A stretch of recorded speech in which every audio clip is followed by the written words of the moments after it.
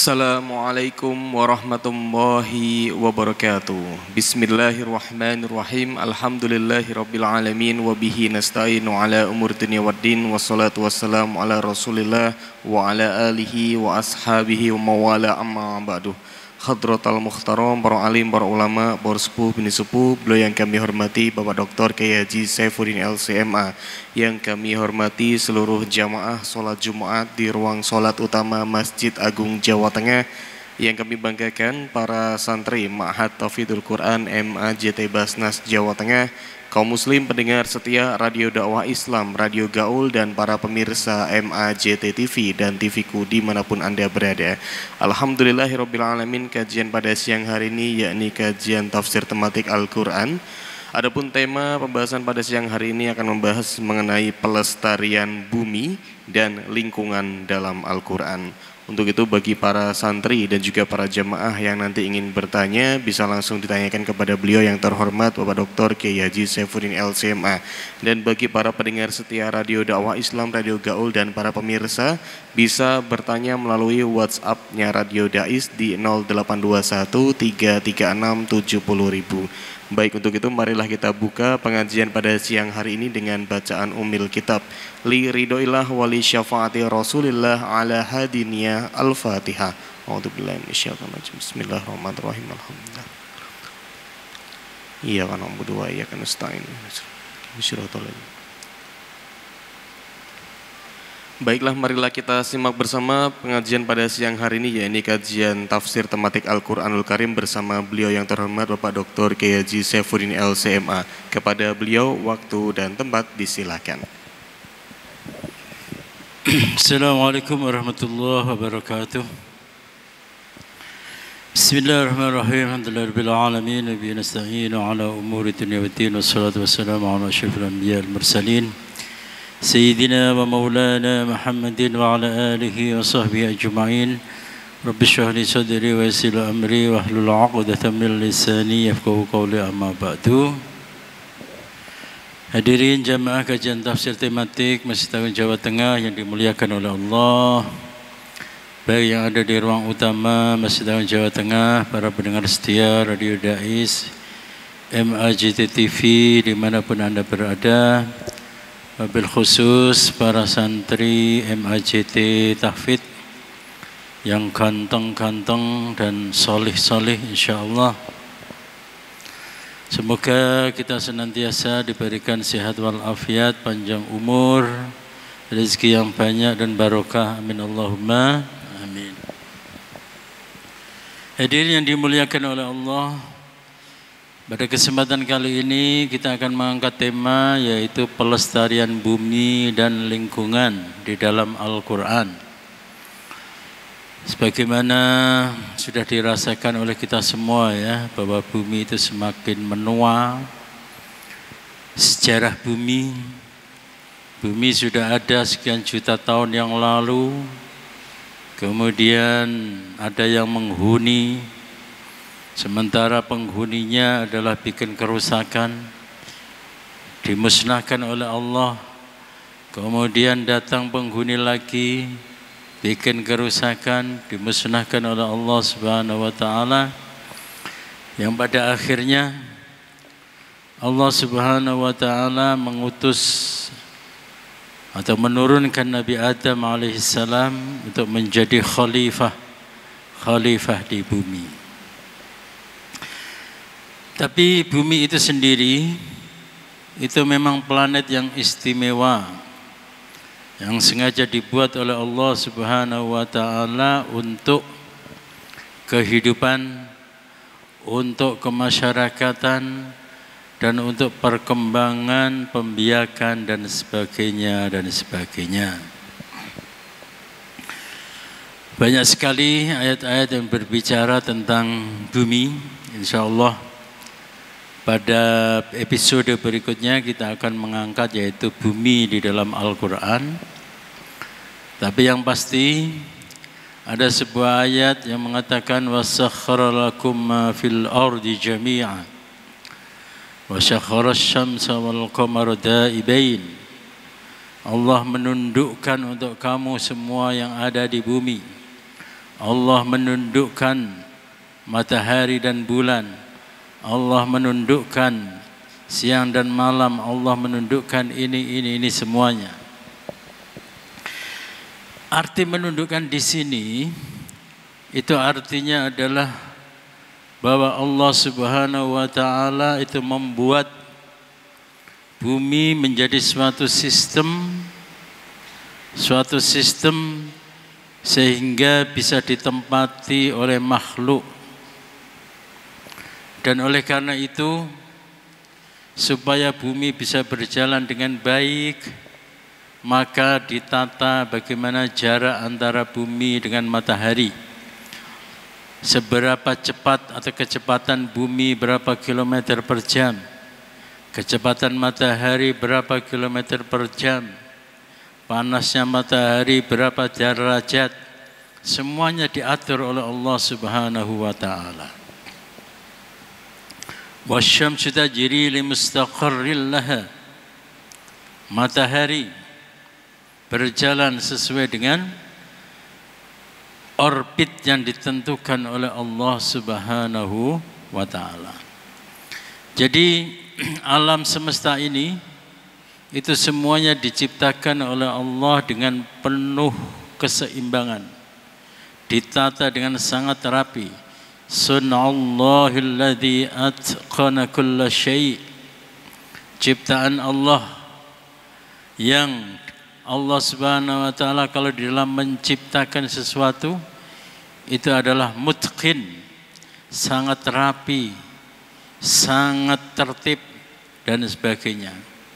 Makanya hafid yang mutqin itu adalah hafid yang hafalannya itu benar-benar menancap, hafid yang hafalannya itu benar-benar ngelotok, itu hafid yang mutqin. Sebagaimana ciptaan-ciptaan Allah itu adalah ciptaan yang mutqan, ciptaan yang mutqin, ya, ciptaan yang benar-benar rapi. Tidak ada celah, tidak ada kegeseran, tidak ada kesalahan di dalam ciptaan Allah Subhanahu wa taala. Dan oleh karena itu, ketika manusia itu melakukan perubahan-perubahan, apa yang mestinya dingin dibuat panas, apa yang mestinya panas dibuat dingin, apa yang mestinya hijau dibuat gundul, apa yang mestinya pasir, apa yang mestinya pantai dibuat gedung, apa yang mestinya lahan pertanian dibuat gedung-gedung. Maka keseimbangan atau al-itqan yang merupakan ciri khas dari ciptaan Allah Subhanahu wa taala itu nanti akan goyah, akan goyang. Nah, kembali kepada misi dari umat manusia diturunkan ke bumi sebagaimana tersebut di dalam surah Al-Baqarah ayat 30. A'udzu billahi minasyaitonir rajim. Wa idz qala rabbuka lil malaikati inni ja'ilun fil ardi khalifah. Qalu ataj'alu fiha man yufsidu fiha wa yasfiku ad-dima' wa nahnu nusabbihu bihamdika wa nuqaddisu lak.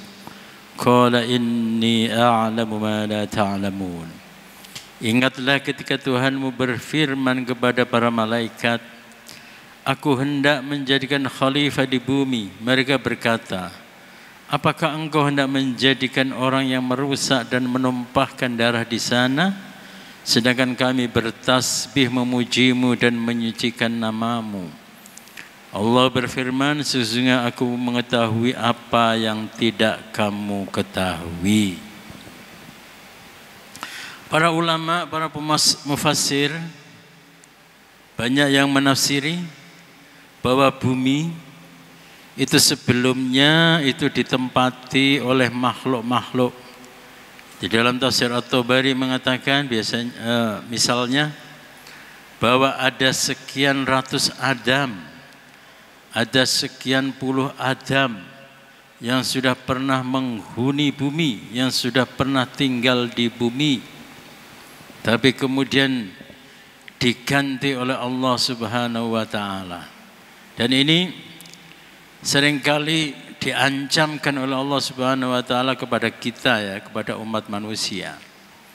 Kalau kalian ingkar kepadaku, kalau kalian tidak mau taat kepadaku, apakah kalian siap kalau kalian aku ganti dengan makhluk-makhluk yang baru? Maksudnya apa? Maksudnya adalah bahwa Allah mengganti kita umat manusia dengan makhluk-makhluk yang lain itu adalah sangat mungkin. Karena memang sudah track record, sudah tersebut di dalam sejarah, pernah terjadi makhluk-makhluk itu dibinasakan oleh Allah Subhanahu wa taala, diganti dengan makhluk-makhluk yang baru. Ini menunjukkan kekuasaan Allah Subhanahu wa taala. Nah, ketika Allah Subhanahu wa taala berfirman kepada malaikat, tapi jangan dibayangkan ya, Allah ada di sini kemudian malaikat ada di situ, tidak ya. Yang dimaksud Allah berfirman kepada malaikat, ya Allah memberi wahyu kepada malaikat ya. Malaikat tidak, jangan bayangkan malaikat itu satu alam dengan Allah Subhanahu wa taala. Malaikat bisa melihat Allah Subhanahu wa taala, tidak ya. Ya, banyak juga ayat yang mengatakan bahwa Allah berkata kepada Nabi Musa, Allah berkata kepada Nabi Nuh, Allah berfirman kepada Nabi Muhammad. Nah, Allah berfirman kepada para nabi itu ya tidak berarti kemudian Allah berhadapan-hadapan dengan para nabi. Allah berfirman kepada malaikat tidak berarti kemudian Allah berhadapan-hadapan dengan para malaikat, tidak. Nah, ketika Allah berfirman kepada malaikat bahwa Allah ja'ilun fil ardi khalifah, nah,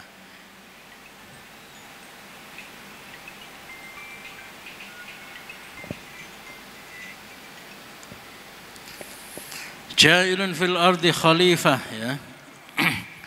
Kata ja'ilun ini kalau para ulama yaitu menggunakan isim fa'il itu untuk menunjukkan yaitu kejadian pada sekarang dan yang akan datang. Ya, artinya apa? Ketika Allah mengatakan ja'ilun fil ardi khalifah, itu artinya adalah bahwa Allah Subhanahu wa taala itu terus menerus akan menciptakan khalifah di bumi. Terus menerus menciptakan khalifah di bumi. Jadi yang diciptakan oleh Allah Subhanahu wa taala sebagai khalifah itu bukan Nabi Adam saja. Dan fungsi Allah menciptakan Nabi Adam dan keturunannya itu sebagai khalifah, itu bisa berarti adalah khalifatullah, khalifah Allah Subhanahu wa taala. Bisa juga berarti khalifah atau pengganti dari makhluk-makhluk sebelumnya. Nah, khalifatullah dan khalifah makhluk-makhluk sebelumnya. Ketika dia dikatakan sebagai khalifah Allah, itu artinya adalah bahwa kita manusia itu diberi tugas mengemban amanat dari Allah Subhanahu wa taala untuk memakmurkan bumi. Jadi kata kunci kita tinggal di bumi itu adalah untuk memakmurkan bumi. Nah, di sini inilah apa sih definisi atau pengertian dari memakmurkan di bumi. Kita bisa melihat misalnya dalam surah Al-Baqarah ayat 205. A'udzu billahi minasyaitonir rajim. Wa idza tawalla sa'a fil ardi liyufsida fiha wa yuhlikal hartha wan nasl. Wallahu la yuhibbul fasad. apabila dia berpaling dari engkau atau berkuasa, dia berusaha untuk berbuat kerusakan di bumi serta merusak tanaman-tanaman dan ternak, Allah tidak menyukai kerusakan. Nah, ini adalah contoh. Ini contoh. Contoh perilaku manusia yang keluar atau jauh dari tugas mestinya sebagai khalifah, yaitu merusak. Sebab ketika dikatakan membuat kerusakan di bumi, apakah maksudnya itu adalah immaterial? Sifatnya itu adalah hal-hal yang sifatnya adalah batiniah, berbuat kerusakan, berbuat maksiat, berbuat dosa-dosa dan sebagainya misalnya. Ataukah artinya itu adalah kerusakan secara lahiriah, kerusakan secara kasat mata? Ternyata di sini ya, ternyata di sini dijelaskan bahwa yang masuk dalam pengertian ini yang namanya membuat kerusakan di bumi itu adalah merusak tanaman dan ternak. Jenenge tanaman itu ya sesuatu yang memang berwujud tanaman. Yang dinamakan ternak itu ya memang sesuatu yang berwujud ternak. Artinya apa? Ayat ini menyoroti perilaku orang-orang yang membuat kerusakan, dan kerusakan itu adalah kerusakan yang sifatnya lahiriah. Kerusakan yang dirasakan secara fisik, secara lahiriah oleh umat manusia. Dengan kata lain, bahwa apa yang dilakukan oleh si perusak bumi, yaitu merusak tanaman dan ternak, itu adalah perbuatan yang dimurkai oleh Allah Subhanahu wa Ta'ala, perbuatan yang jauh dari arti atau makna melestarikan bumi, perbuatan yang jauh dari arti dan makna yaitu menjaga lingkungan. Kemudian kita bisa melihat dalam surah Al-Maidah, min ajli dzalika katabna ala bani Israil annahu man qatala nafsan bighairi nafs aw fasadin fil ardi faka'annama qatala an-nasa jami'a wa man ahyaha faka'annama ahya an-nasa jami'a wa laqad ja'atuhum rusuluna bil bayyinat thumma inna katsiran minhum ba'da dzalika fil ardi lamusrifun. Oleh karena itu kami menetapkan suatu hukum bagi Bani Israel bahwa siapa yang membunuh seseorang bukan karena orang yang dibunuh itu telah membunuh orang lain atau karena telah berbuat kerusakan di bumi, maka seakan-akan dia telah membunuh semua manusia. Membunuh seorang manusia sama dengan menghalalkan pembunuhan terhadap seluruh manusia. Di sini ada dua kerusakan ya yang disorot oleh ayat ini. Kerusakan yang pertama yaitu melakukan pembunuhan. Melakukan pembunuhan itu adalah termasuk kerusakan, akan tetapi kerusakan yang sifatnya adalah maknawi, kerusakan yang sifatnya adalah immaterial. Nah, yang menarik adalah bi ghairi nafsin au fasadin fil ard. Jadi kadang-kadang dalam hukum qisas atau membunuh orang lain itu bisa dibenarkan. Membunuh orang lain bisa dibenarkan karena apa? Karena orang lain itu telah membunuh yaitu makhluk, telah membunuh manusia yang tidak berdosa. Orang yang membunuh manusia yang tidak berdosa, an-nafsu bin nafsi wal ainu bil aini, dan seterusnya. Hutang nyawa dibalas dengan nyawa, hutang telinga dibalas dengan telinga, hutang mata dibalas dengan mata, dan seterusnya. Au fasadin fil ardi, atau membuat kerusakan di bumi. Nah, orang yang membuat kerusakan di bumi, bikin onar, bikin teror, membegal, menjarah, membumi hanguskan properti orang lain, maka hukumnya secara syara itu bisa dibunuh, bisa dihukum mati, ya, bisa dihukum mati. Nah, meskipun surah Al-Maidah ayat 32 ini mengisyaratkan bahwa kerusakan di bumi itu kerusakan yang sifatnya adalah immaterial, akan tetapi surat Al-Maidah 32 juga ini juga mengisyaratkan adanya kerusakan di bumi dalam arti real, dalam arti konkret yang dimurkai oleh Allah Subhanahu wa ta'ala. Dan kalau kita pikir, kalau kita pikir,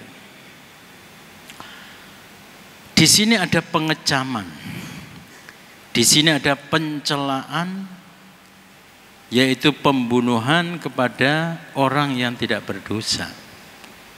Orang yang tidak berdosa, orang yang tidak berdosa itu siapa? Orang yang tidak berdosa itu adalah orang yang hubungannya dengan Allah Subhanahu wa ta'ala baik-baik saja.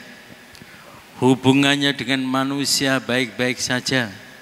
Hubungannya dengan alam semesta baik-baik saja.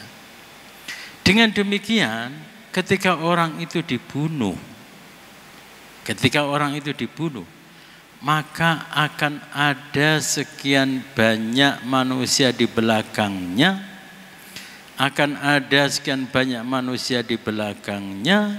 yang menjadi tidak terurus gara-gara orang itu mati. Akan ada sekian tumbuh-tumbuhan yang biasanya dia sirami, biasanya dia siangi, biasanya dia rawat, menjadi tidak dirawat gara-gara orang yang biasa merawat itu dibunuh. Jadi lagi-lagi entah kerusakan itu dalam bentuk memang meluluh lantahkan tanaman, meluluh lantahkan pohon-pohon, meluluh lantahkan ternak dan sebagainya. Ataupun bentuk kerusakan itu adalah karena dia itu membunuh si petani, membunuh si nelayan, membunuh orang yang baik-baik. Imbasnya, efeknya itu pasti juga akan menyebabkan yaitu kerusakan alam secara nyata. Makanya ya, kalau ada orang mengajukan tuntutan perdata gitu ya, orang mengajukan tuntutan perdata, misalnya ya, karena satu dan lain hal orang itu kemudian dirugikan. Meskipun kerugiannya itu adalah secara fisik, tapi tuntutannya itu adalah lebih dari lebih dari yang definitif, lebih dari yang benar-benar terasa jumlahnya. Misalnya gara-gara dia kemudian dipenjara karena kekeliruan.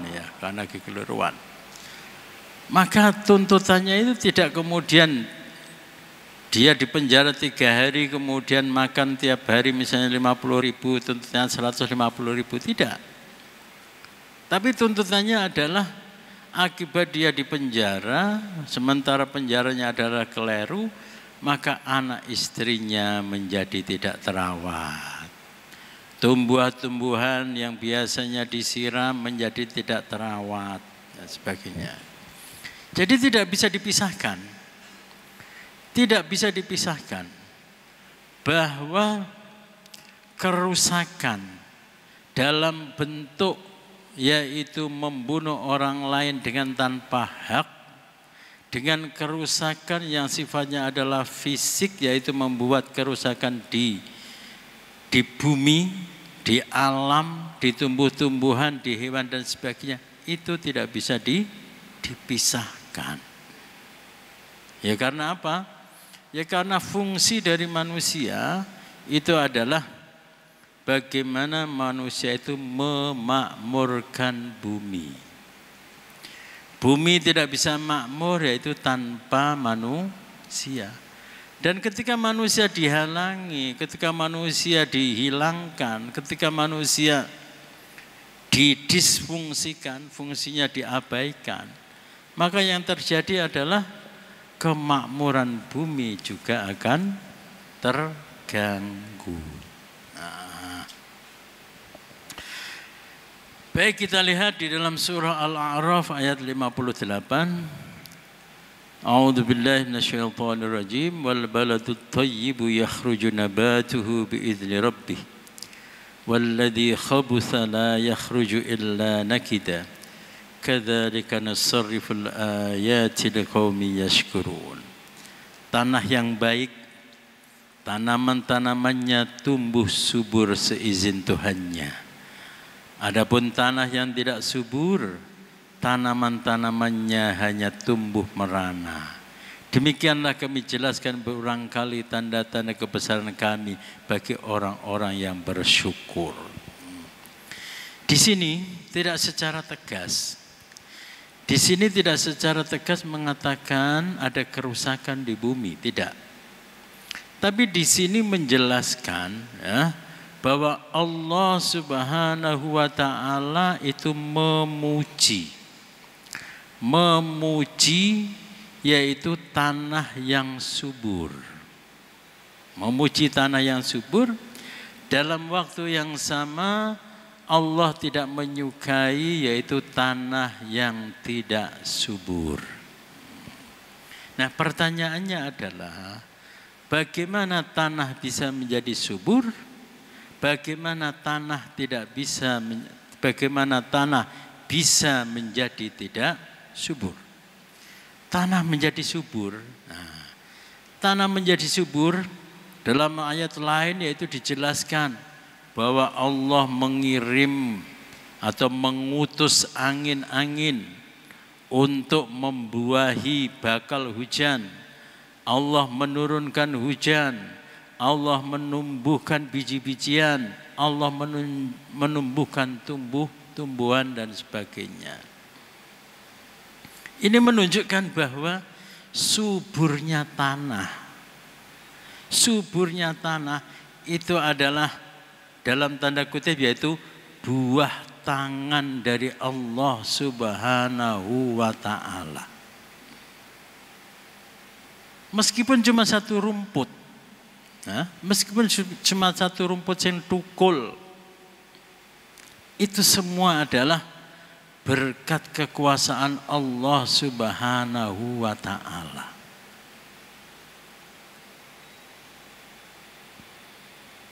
Artinya apa? Kalau kita membabat rumput, membabat tanaman, tidak semestinya itu sama saja dengan mengolok-olok Allah Subhanahu wa ta'ala. Ya bayangkan misalnya Nasrullah ya. Nasrullah nandur apa iku jenenge? Nandur jagung di sebelah gazebo atau nandur apa lah misalnya. Lagi muntup-muntup kira-kira ya 10 cm. Lah kok mari ngono ya.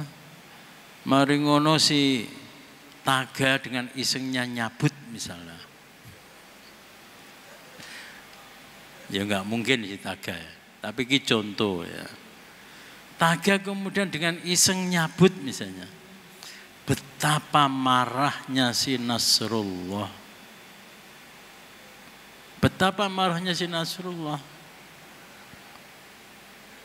Padahal siapa sih sebetulnya yang menumbuhkan pohon jagung itu? A antum tazra'unahu am nahnu zari'un? Siapa saja ini sing menumbuhkan tumbuh-tumbuhan itu? Sing menumbuhkan itu adalah Allah Subhanahu wa ta'ala. Kalau perbuatan si Taga mencabut pohon jagung itu, ya, itu melukai hati si Nasrullah. Apakah kamu tidak berpikir bahwa kita itu sedang melukai Allah Subhanahu wa ta'ala, meremehkan ciptaannya. Meremehkan ciptaannya. Nah, bahkan satu suap makanan pun, satu suap makanan. Falyanzuril insanu ila ta'amih anna subabnal ma'a sabba thumma syaqqaqnal arda syaqqa fa ambatna fiha habba wa 'inaba. Satu suap nasi. Makanya kalau kiai-kiai itu ya, ojo sampai wong iku makan itu ada satu bulir nasi itu yang tidak dimakan. Karena kiai-kiai ngomongnya karena barangkali di situ ada barokahnya, sebagaimana sabda Nabi. Tapi Al-Quran itu menyuruh kita untuk melihat lebih dalam. Apa itu? Kamu jangan meremehkan satu suap nasi. Sebab satu suap nasi itu adalah berkat Allah Subhanahu wa ta'ala menurunkan hujan. Berkat Allah Subhanahu wa ta'ala menumbuhkan tumbuh-tumbuhan. Ingat, ada nasi di hadapan kita, itu adalah anugerah dari Allah Subhanahu wa ta'ala. Bukan semata-mata kebaikan dari Mbak Lisa, bukan. Tapi itu adalah anugerah dari Allah Subhanahu wa ta'ala. Kita bisa melihat bagaimana Allah Subhanahu wa ta'ala itu menyuruh kita untuk memperhatikan, ya, memperhatikan atau menjaga kelestarian bumi. Tidak hanya sekedar bahwa merusak bumi, merusak tanam-tanaman, merusak tumbuh-tumbuhan itu adalah perbuatan yang tercela. Bukan hanya semacam itu, merugikan orang lain. Tapi kita itu disuruh berpikir bahwa merusak tanaman itu artinya adalah mengganggu atau mempencundangi rahmat dan kasih sayang Allah Subhanahu wa ta'ala. Jadi nek cara Jawa nih, ojo ndelok tanah apa jenenge tanaman iku nggone sapa. Ojo ndelok tanaman iku nggone Nasrullah.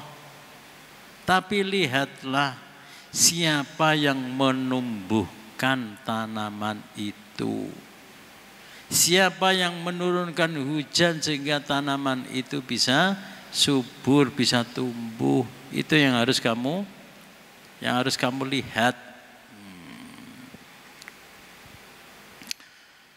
Kemudian di dalam surah Isra ayat 70, walaqad karramna bani Adam wa hamalnahum fil barri wal bahr wa razaqnahum minat thayyibati wa faddalnahum ala katsirin mimman khalaqna tafdila.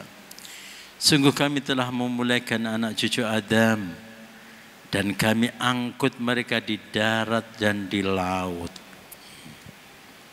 Ini adalah gambaran ideal. Gambaran ideal dari bumi.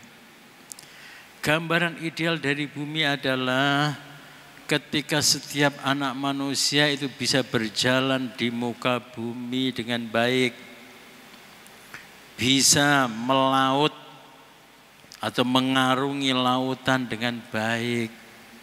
Itu adalah karunia dari Allah Subhanahu wa ta'ala. Dan ketika orang melakukan tindakan-tindakan yang merusak alam, sing mestine wayahe ketiga malah udan, akhirnya apa? Akhirnya orang yang mau berlayar, mau mencari ikan terganggu. Sing mestine wayahe ketiga isih udan, jadi bingung iki nandur apa. Jadi kerusakan itu ya, kerusakan itu ada efek dominonya. Kerusakan itu ada efek dominonya. Baik kerusakan itu membawa korban berwujud manusia, maupun kerusakan itu membawa korban yaitu berupa tanaman-tanaman, berupa polusi udara dan sebagainya. Itu semuanya ada efek dominonya. Ada efek domino.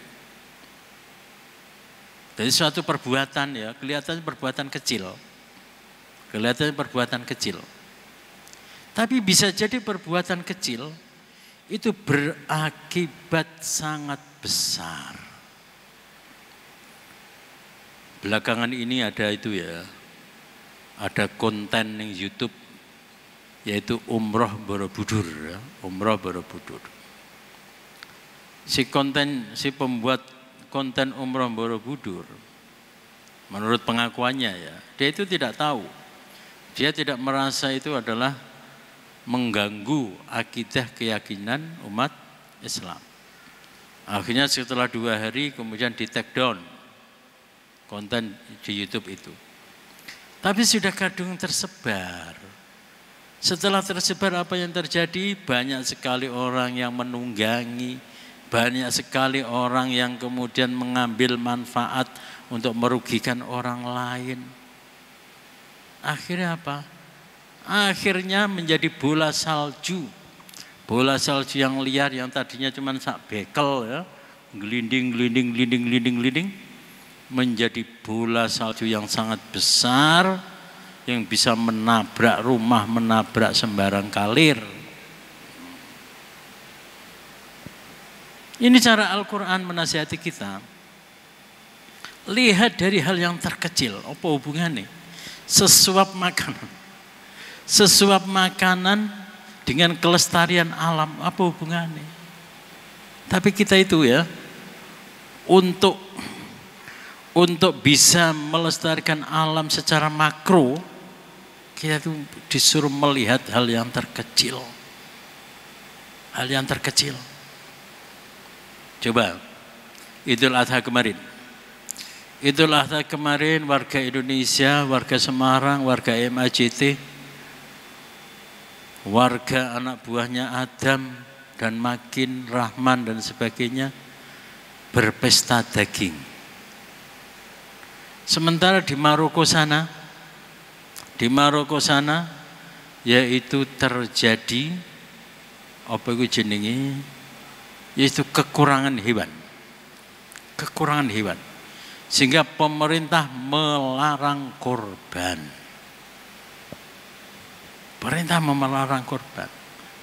Jadi efek dominonya itu sangat-sangat banyak, sangat besar. Artinya apa? Kalau kita tidak menjaga kelestarian alam, tidak menjaga tumbuh-tumbuhan dan tanam-tanaman ya. Tidak menjaga tumbuh-tumbuhan dan tanam-tanaman ya. Bisa jadi kita juga akan seperti Maroko yang akan kekurangan hewan. Dan yang paling tampak itu dalam surah Ar-Rum ayat 41, "Dhaharul fasadu fil barri wal bahri bima kasabat aydin nas liyudhiqahum ba'dal ladzi 'amilu la'allahum yarji'un." Telah tampak kerusakan di darat dan di laut disebabkan perbuatan tangan manusia. Melalui hal itu Allah membuat mereka merasakan sebagian dari akibat perbuatan mereka agar mereka kembali ke jalan yang benar.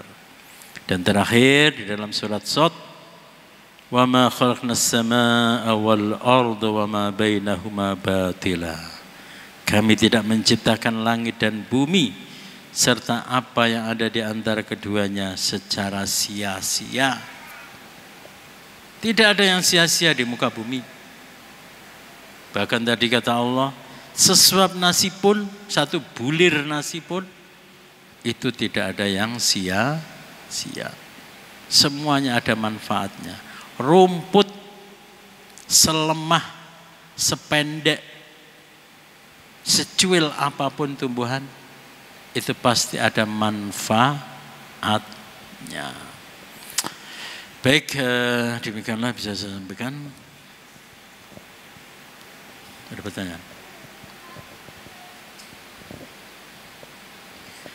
Baik, sekali lagi kami ucapkan terima kasih kepada beliau yang terhormat Bapak Dr. Kiai Haji Saifuddin LCMA atas penyampaian pengajian pada siang hari ini. Kembali mempersilahkan kepada para santri dan juga para jamaah apabila ada pertanyaan. Dari Mas-Mas Santri MAJT Basnas Jawa Tengah ada pertanyaan? Nasrul, Irfan, Samsul nih mau bertanya nih. Oh tidak. Dari jamaah nih Pak ya, ada nggak? Dari pendengar ada. Assalamualaikum warahmatullahi wabarakatuh. Izin bertanya Pak Yai. Masih dalam konteks tentang perusakan lingkungan dan juga alam. Akhir-akhir ini terjadi isu lingkungan seperti halnya yang saat ini terjadi di Indonesia, yaitu perusakan alam dalam segmen pertambangan Pak Yai. Nah, dalam konteks Indonesia yang mayoritas umat muslim, bagaimana fatwa atau pandangan keagamaan bisa mempengaruhi kebijakan pertambangan dan pelestarian lingkungan? Terima kasih. Wassalamualaikum warahmatullahi wabarakatuh. Terima kasih pertanyaannya. Yang akhir-akhir ini terjadi yaitu tentang penambangan dan sebagainya ya. Ini sebetulnya agak ironis ya. Belum lama Menteri Agama itu mencanangkan yaitu apa itu? Ekoteologi atau apa itu ya? Ya. Ekoteologi yaitu perlindungan lingkungan itu adalah merupakan amanah atau perintah dari Allah Subhanahu wa taala. Yang anehnya tidak lama berselang kemudian muncul cerita tentang penambangan. Ya memang. Apa sih yang dimaksud dengan memakmurkan dan apa sih yang dimaksud dengan merusak alam? Apakah ketika kita menebang pohon jati, kemudian kita jadikan sebagai rumah, kita jadikan sebagai masjid, itu adalah bentuk perusakan? Jawabannya adalah, kalau kita hanya menebang, meskipun nanti tujuannya adalah untuk kebaikan, sementara kita tidak menyiapkan pengganti dari pohon itu, maka itu adalah masuk dalam kategori yaitu pengerusakan alam atau pengerusakan tanaman. Sebetulnya orang-orang yang bijak itu sudah menyarankan ya. Orang-orang yang bijak sudah menyarankan, yaitu orang menebang satu pohon, dia juga harus menanam satu pohon. Nah, cuman memang permasalahannya memang perlu yaitu adanya fikih lingkungan. Nah ini yang belum ada mungkin ya, belum ada. Bagaimana hukumnya? Bagaimana hukumnya menebang pohon? Memang nggak ada hukumnya.